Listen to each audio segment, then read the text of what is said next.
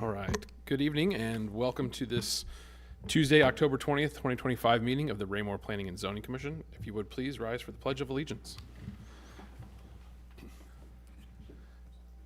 I pledge allegiance to the flag of the United States of America and to the republic for which it stands, one nation, under God, indivisible, with liberty and justice for all. All right. Jump into roll call. I know Commissioner Parker is absent this evening. Commissioner Shanks. Present. Commissioner Townsend. Present. Commissioner Harrison. Present. Chairman Wiggins is here. Vice Chair Pfizer. Present. Secretary Smith is absent. Commissioner Kia Present. and Mayor Turbo. Present. All right, so we got 7.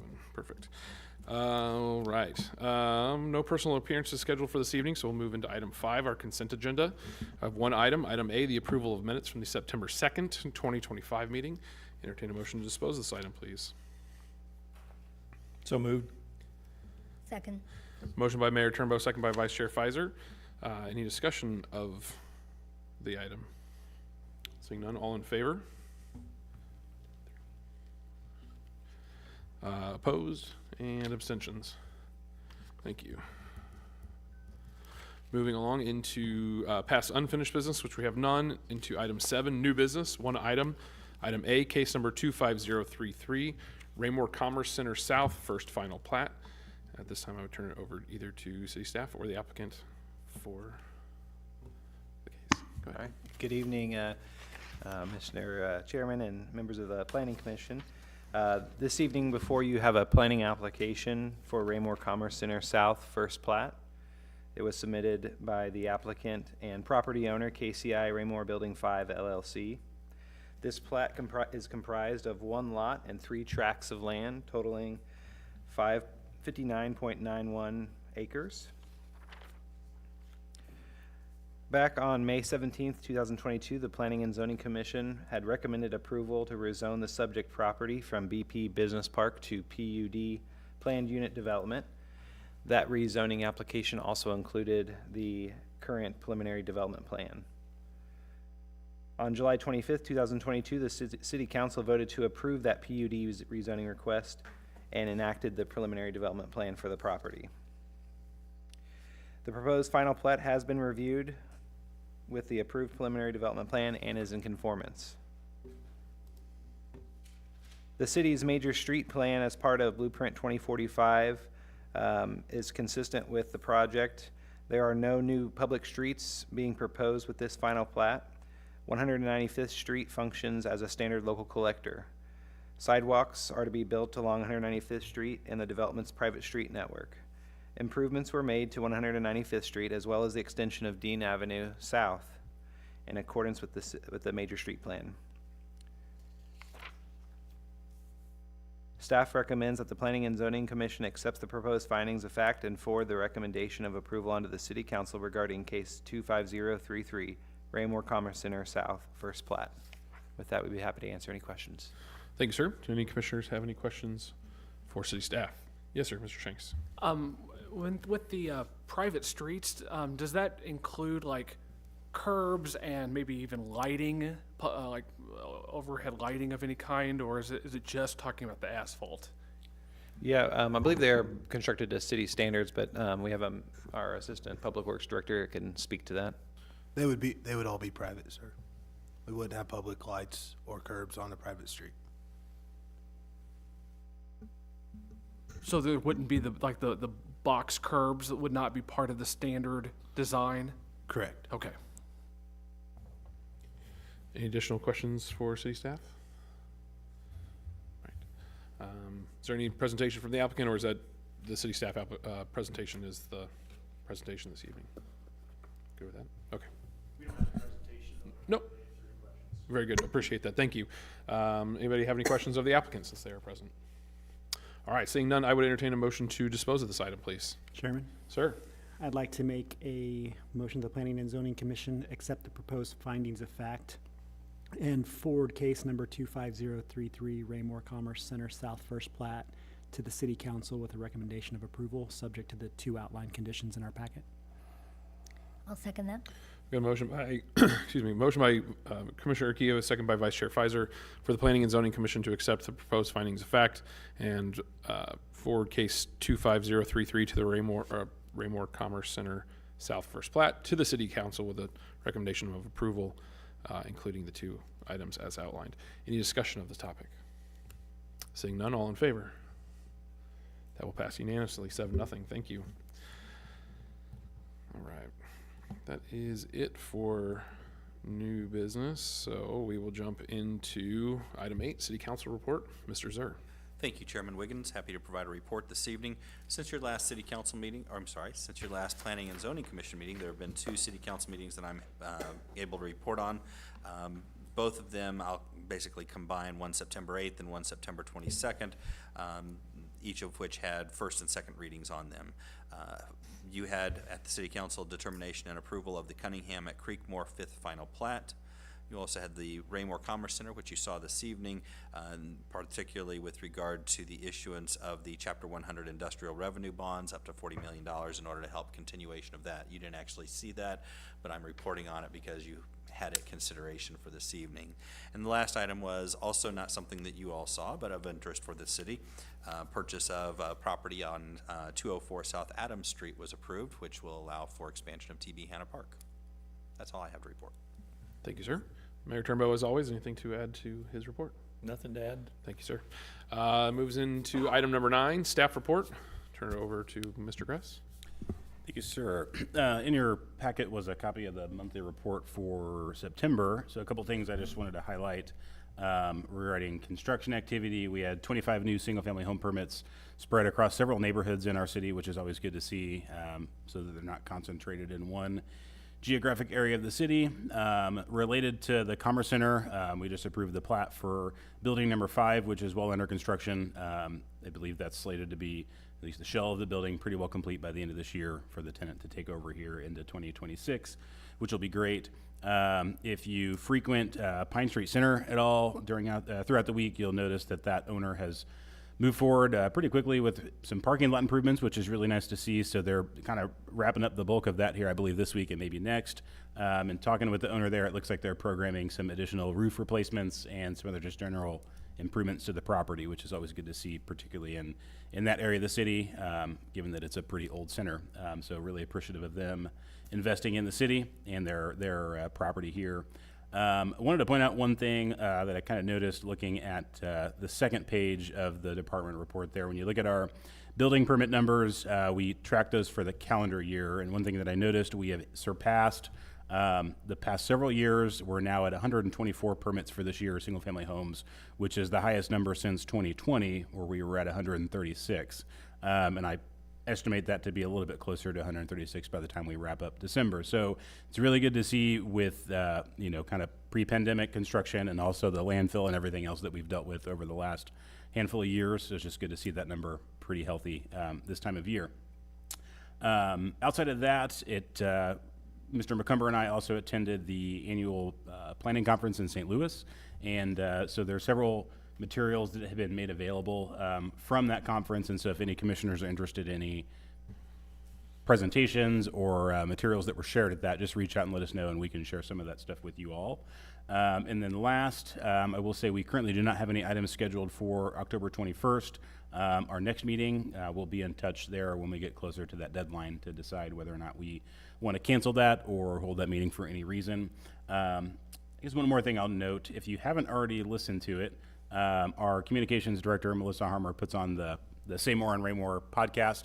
Mr. McCumber and I were fortunate enough for the opportunity to participate in that last month and kind of talk a little bit about what we do as a department and a little bit about the projects that we've been working on. So if you have about 30, 40 minutes during the day, throughout the week, tune in and give that a listen if you want to hear us talk more than you already have to listen to us here. So that would conclude our staff report. If there are any questions that the commission has, we're happy to answer them.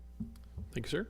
Any members of the commission have any questions for Mr. Gress? David, do you want to give them an update from the work session last night, just on the topic at hand? Yeah. It'll be coming to this board, but I wanted you to kind of just brief them if they want to see a prelude to that. They might watch the work session from last night. Yeah, absolutely. So back in February this year, the council allowed Mr. McCumber and I to talk to them about some new residential design standards for our neighborhoods, subdivision development with kind of a specific emphasis on anti-monotony. We've had some requests come through about the homes that are getting built throughout the city and kind of a desire to make sure that those are looking a little more varied throughout the city. So we've been working internally since February on doing some research and putting together what we've kind of proposed as our anti-monotony regulations for the city, and had an opportunity to present those to our city council last night. Two representatives from the HBA were here last night as well and gave some perspective from their membership group and kind of what they do in the metro, and gave some good feedback to staff and the council. The directive we got was to proceed forward with that. Our next step, we were talking this morning, we've collected some information from the HBA, but there's a desire to kind of meet a little more closely with some of our builders that build here in Raymore specifically, kind of work through those code requirements and make sure we kind of address any concerns that there might be. Following that, we'll give a kind of a follow-up report to the city council at a future work session, and then we will inevitably probably schedule that for an amendment to the UDC. So that will be coming to the commission here more than likely in early 2026 for a public hearing and your all's review. So as the mayor indicated, if you have any questions, a good 40-minute discussion or so last night with the council. And if you all by any means have any questions, you can reach out to staff as well. I just, obviously, I'll go out and watch, but is that